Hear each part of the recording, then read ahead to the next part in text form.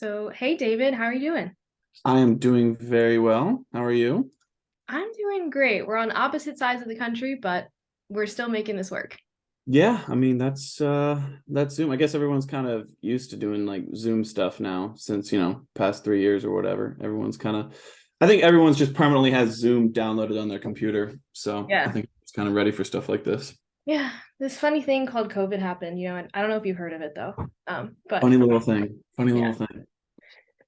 So yeah, jumping right into things. You were a previous Temple student and now you're in LA. So what has been that whole journey from, starting off with music to where you are now? How far you want me to go back? You want me to go back like to first time I played music? Or you want me to just stick to like, when I was a little bit older? I'll give you the whole Whatever spiel. you I'll just like. Okay, cool. I'll give you the whole spiel. So, started off when I was probably like 12 years old or something like that. I wanted to learn how to play drums. I told my parents, I was like, I would love to get a drum set. I would love to learn how to play drums. They thought I was gonna play for like 2 weeks and then not play, as many kids do when they say they're gonna learn an instrument. So they said they're all right, we're not going to buy you a drum set, but my dad was like, I'll build you one. So he ended up building me like a drum set out of like buckets and paint cans and stuff like that. So my first introduction into music was very like DIY, just kind of like bare bones, whatever. So I think that's kind of maybe shaped a little bit of my entire musical journey. So I learned how to play drums, played drums in high school and middle school, like through bands or whatever. Got to college, not at Temple actually. I was originally in a school called Wheelock up in Boston. Started teaching myself piano and how to like produce music. Realized that I didn't want to be just a drummer. I wanted to be an artist. Made the move back home to Philly, and mostly because I had a lot of friends in Philly who were also musicians. Um, so did that, started writing and recording my own music, started playing out shows in Philly in like the DIY house show scene. Then once I graduated, I knew that I really wanted to pursue music full time.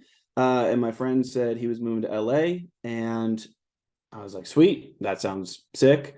Um, got in a car, me, my girlfriend, my other two roommates, they were in another car. We packed our entire lives into two vehicles and drove across the country, landed here, had no jobs, no house. We got an Airbnb for a month, and we're like, all right, we'll find houses and we'll find jobs. And yeah, so it was a hectic month. Got our feet planted, and now I'm making music in Los Angeles. So yeah, that's pretty much it.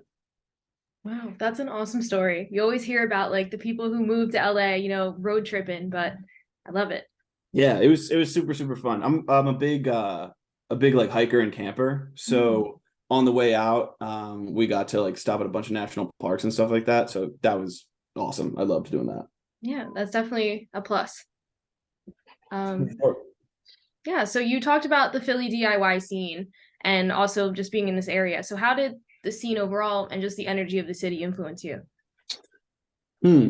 So Philly itself, so I grew up outside of Philly. Like if you're right in Center City, if you drive north on Broad for an hour, you'll get to my parents' house in a place called Doylestown, which is Bucks County. Um, so I don't know if Philly really influenced my sound in any way, like genre wise. It definitely influenced the way that I play live. Uh, like I said, the DIY house show scene, the house shows in Philly were the best time. It's super super fun. Um, but it's kind of also where I guess like cut my teeth on learning how to be a performer, if that makes sense. Because you just get a basement full of kids who are just ready to listen to music or whatever, and you got to put on a good show, and nobody knew who I was. I'm not a very big musician, so no one knew who I was. No one really knew the songs, so I had to learn how to get that group of people to instantly vibe with my music, and that usually came in the form of just like acting like a buffoon on stage, which I do enjoy doing. But as of like sound influence, I actually think I was thinking about it recently, and I didn't realize how much my hometown of Doylestown like influenced my sound, except until recently, because I was thinking about the people that I admired when I was growing up, and Doylestown has a really lively music scene. In my high school, there were these amazing jazz musicians. Like there's this guy named Simon Martinez. If you Google him, you'll see a video of him. He's like 12 years old, absolutely shredding on guitar. Absolutely amazing. Simon was kind of like a, hometown celebrity. And also people like he's kind of my friend, Matt Roth. Amazing. Oh man, I forget his solo project's name. I wish I didn't forget it. But he's an amazing drummer. He makes some really, really cool music. So I'm looking up to all these jazz musicians, and the music that I was playing in high school, I was in a jazz fusion band. I was playing drums, and we fused like jazz with hip hop. Do you know the band Bad Bad Not Good? No, I don't think so. They're a jazz trio band that plays hip hop. We wanted to be Oh, them wow. so bad. They did this thing with Tyler the Creator that was like how they popped off. It's like a live thing. Doesn't matter. But that aspect of the Doylestown music scene, coupled with the other aspect of it, which was heavier, like emo rock, I guess. Bands Yeah. like Balance and Composure, Circa Survive, bands like Super Heaven. So I had this like jazz influence plus this like heavy rock influence, and that's what was all around me, and that's when I was first learning how to play music. So I definitely think that kind of influenced what I do, especially um it's like I always try to grab people's attention with my music, I guess, if that makes sense. And I think that comes from the heavy hard rock side. Like I like big drums, I like loud stuff, but then you also have like the small intricate stuff of jazz. So I do think that kind of peeks through in my music just a tad. Yeah, definitely. You bring them in with, the big sounds and the guitar as well, and then kind of keeping them in with the jazz and that kind of flow of things. Mm-hmm. Yeah. And Philly's known, at least more recently, I don't know if this has always been the case, but our DIY scene is very rock slash even punk leaning, I'd say. So Definitely. that's a really cool mix. Yeah. I mean, and like to go back to the DIY house show scene, because it's so like rock and even punk influence, like you said.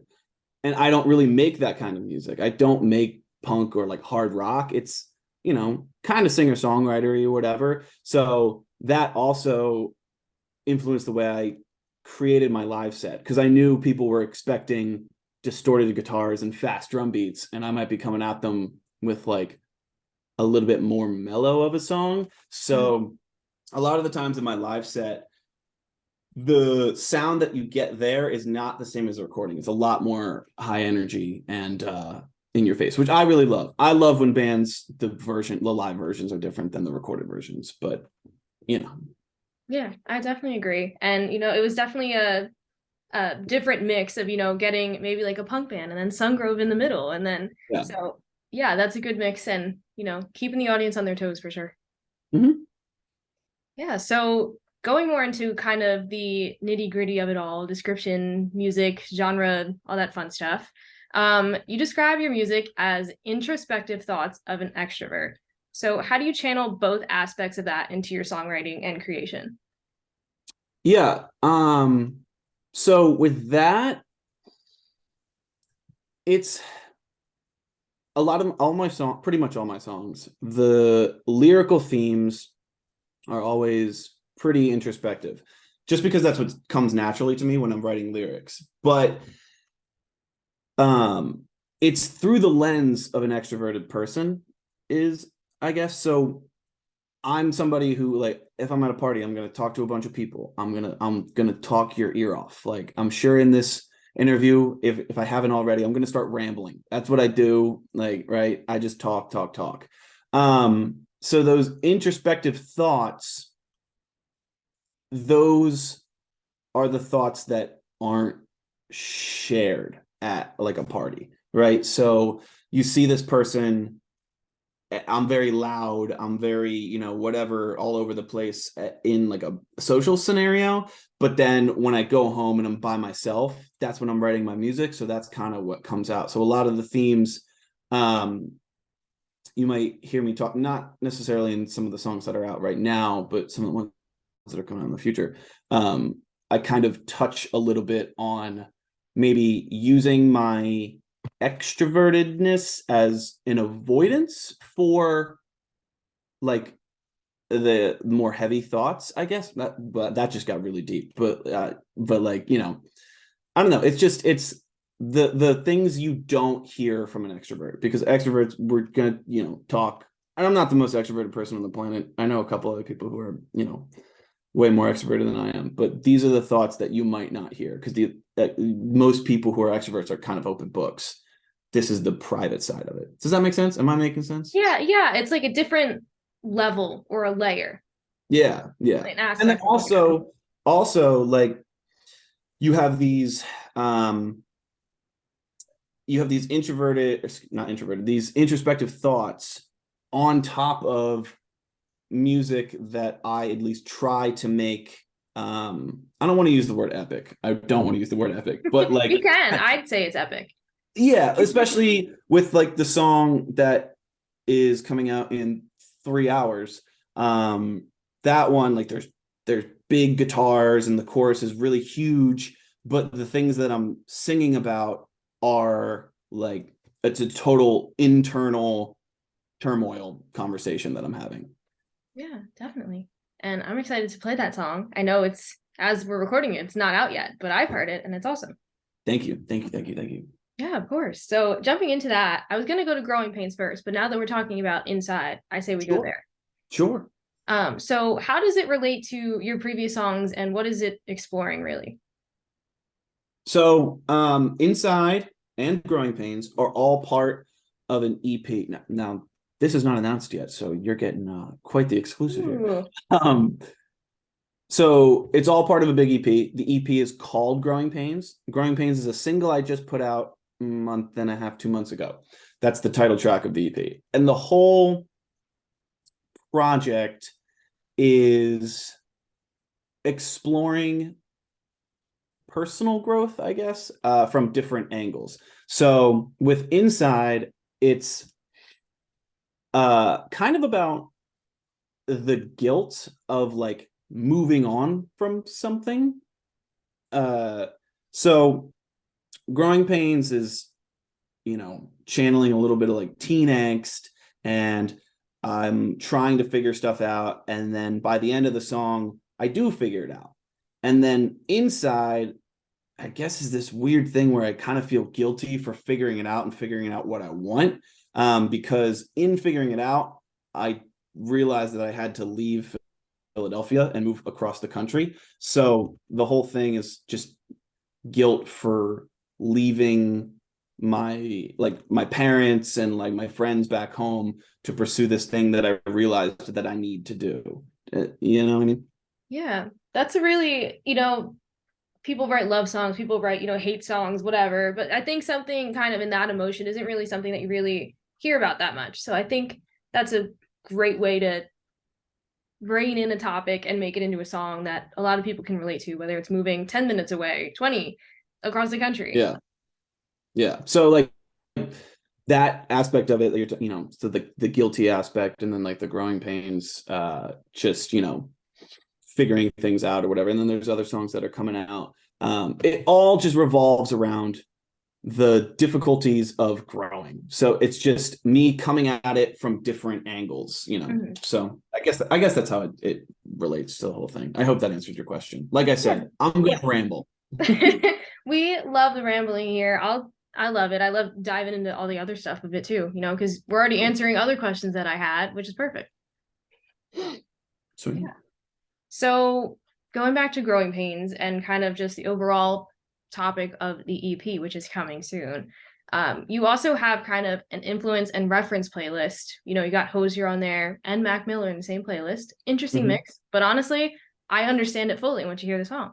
So, how Yeah. did you combine them all, and which parts did you maybe reference most when trying to create that nostalgic kind of feeling? Yeah. So I think a lot of musicians, they do take heavy references from other songs. You know, they hear a song and they're like, I want this song to sound like this. And then when they put it out, they might not really not give credit, but they might be afraid. At least I was at one point. I was like afraid to tell people I took this from this song and this from this song because I felt people were gonna think I was unoriginal. They'd be like, "Oh, you're just taking from certain aspects of the song, this song and this song. It's not like coming from your own head." I don't have that mentality anymore because, like you said, there's Mac Miller and Hosier on the same playlist, and they're like, "How the heck does that mix?" And then I guess I managed to put them together in a way.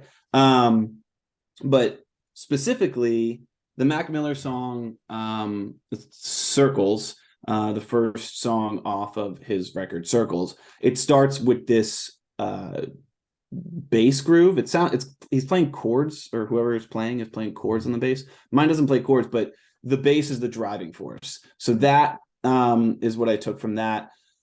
The Hosier song, Hosier is just somebody that I always kind of reference. Just he's always got these big choruses of people behind him. And if you listen to Growing Pains, I recorded like 10,000, not legitimately, but it felt like 10,000 vocal stacks to make it sound like a chorus. So that's definitely from Hosier. And then also Waves. It's a remix, right? It's a remix by Tame Impala.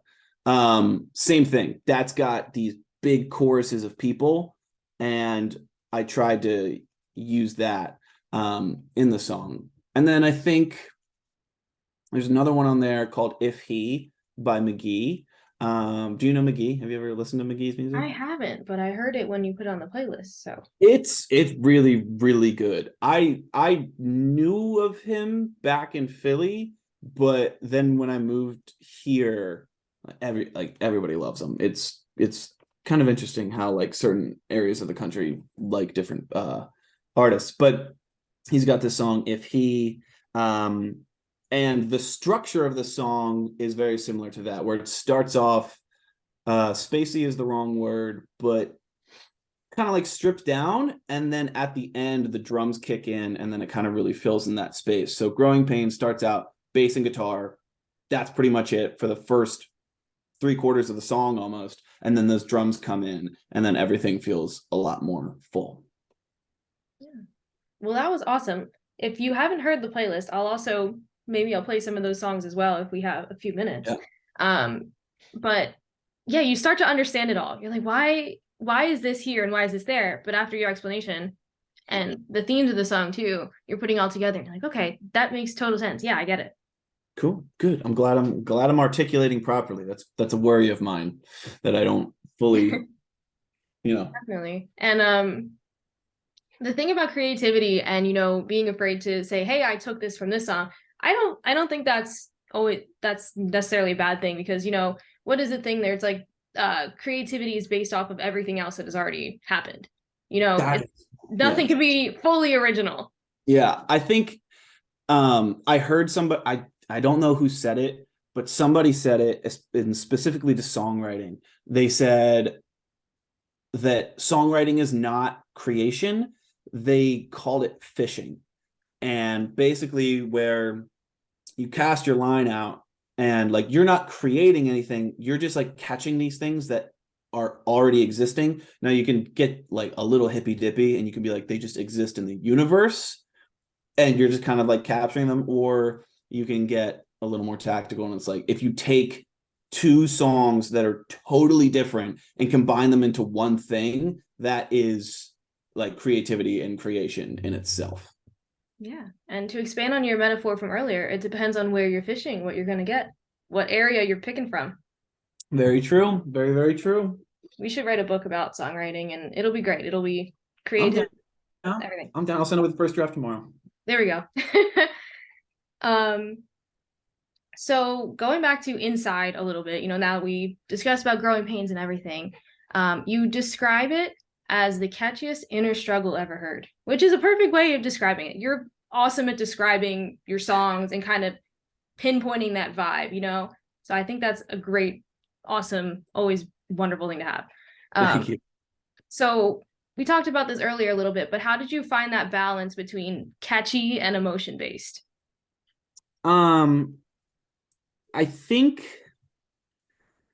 when people hear the word catchy, and myself included, our automatic response is to think that it's poppy or somehow simple or whatever. But I think that for me, at least, the music that I listen to, the things that I find the catchiest are very honest. And I try my best to be honest in my music. Sometimes it doesn't always work. Sometimes I'll write a line and I'll be like, I'm not ready to say that in a public forum. But like, I try to be as honest as possible. And I think when I hear a line that I can feel someone truly believes it, right? That just, it makes it stick in my head more. So specifically what I'm talking about when I described it as catchiest inner struggle or whatever, the bridge is what I'm really referring to. And the line is like melodically very catchy, but it's also, it's a very honest line, where I'm talking to myself. I know you find it hard to take some time. You're stuck in there fighting for your life. And it's me being honest about like how much time and effort I'm putting into my music and like my endeavors. And again, going back to like the guilt of the whole thing and maybe feeling like I'm missing something. Because, as a musician, you're surrounded by a lot of like grind culture. Mm-hmm. A lot of like, you got to get in there, you got to do it. And then when you say something to someone who really subscribes to grind culture, you're like, yeah, but sometimes you got to stop and smell the roses. They're like, you just don't grind as hard as I do, right? So I was trying to just be very honest and like, all right, that's not how I feel. I don't want to toot my own horn, but like I know that I work very hard on my music. I care a lot about it. So, but I can't deny the fact that if like I live with my girlfriend, but if it's midnight and I'm still working on a song and she's like, hey, like come and hang out with me, I haven't seen you all day, and I'm like, no, I gotta work on this, there's part of me that's like, well, that's kind of messed up, like it's maybe you're missing something that you wouldn't, maybe there's a better balance that you can have. So this went crazy off topic, but to bring it around to the catchiness, I think it's just about being honest for me. The more honest I am, the more it sticks in my head, and I guess I can only really make what I like and then just hope other people can connect with it. Yeah, for sure. And I don't think it was off topic at all. I think we got back to where we were, but also, when you're not working on something or you're working on it all the time, you don't see anything else to get inspired about. You're not walking down the street and you see a flower and you're like, oh my God, life is beautiful again. Yeah. And write a song about that. You're just sitting Mhm. in front of your computer, which I'm guilty of too, but you're sitting in front of your computer and you're like, oh my God, everything sucks. Yeah. So Yeah. I Yeah. think you need that balance in order to not only be productive, but also to make anything else. Yeah, definitely. And I've definitely fallen victim to accidentally only writing songs to the point where my songs have become about writing songs. And that's not a good place that you want to be as like a songwriter, I don't think. Very meta. Yeah, exactly. Yeah. And speaking of, I don't want to go into grind culture and I hate to mention TikTok, but I got to ask it. Yeah. How have you gotten acclimated to promoting your music? Because it's obviously, everyone knows it's changed and whatever, but What has been your experience with getting acclimated with it? I haven't. It's like in the shortest sense that I haven't. Um, it was definitely very difficult for me personally to find a way to feel authentic on the internet. Um, I grew up seeing a bunch of musicians not have to make TikToks, right? And when Mhm. I was like a kid dreaming about being a musician, I never thought that I would have to make a promo video. So it has been really difficult. The only thing that I have found um, that has helped is trying to make it all part of the creative process. Like just really thinking about how I want others to perceive the music, and like in a promo video, understanding that it's not just about telling someone, hey, Inside comes out tonight. It's about, while that's the text on the screen, the underlying vibe of it kind of can show you what my music is like. And it's difficult. I have not mastered it by any means, but trying to find creativity in those promo videos is definitely something that I try to do. And then also, if that fails, I know I can just sing and play guitar on TikTok, which I like to do. So I think that's what I'm probably going to stick with. I think I'm just going to sing and play guitar on TikTok, and then that's how I can feel, fulfilled while still, playing the game of social media or whatever. Yeah, that's a good balance. And it's not always my favorite thing to talk about either on the business side because I'm not a creator. I don't do digital stuff. So it's always that struggle when someone's like, "Hey, I want to do this." And I'm like, "I don't know how to help you. I don't know." Yeah. Yeah. Yeah, There's so there's one other thing that I wanted to mention yes. that I have found. One of the only pieces of like content that I've felt a lot of enjoyment out of, and this is a little bit of a self plug. I have a podcast that I do with my best friend of like 10 years. I've known him since middle school. He was like who I started playing music with. He moved out here with me. We have a podcast. It's called Nobody Loves You. It's very silly. It's but that has felt that I have no problem just like making clips and just being, doing the whole social media thing with that, because we're so lax about it. We don't take it seriously in the slightest.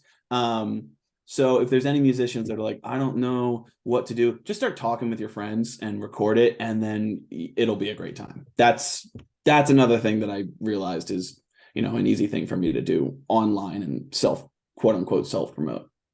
I think that's a great idea. I love a good podcast, and especially, the ones that are you can tell people are having fun with it and they are talking about what they want and just, getting to know them better outside of the music, and music obviously seeps into it. So, Yeah.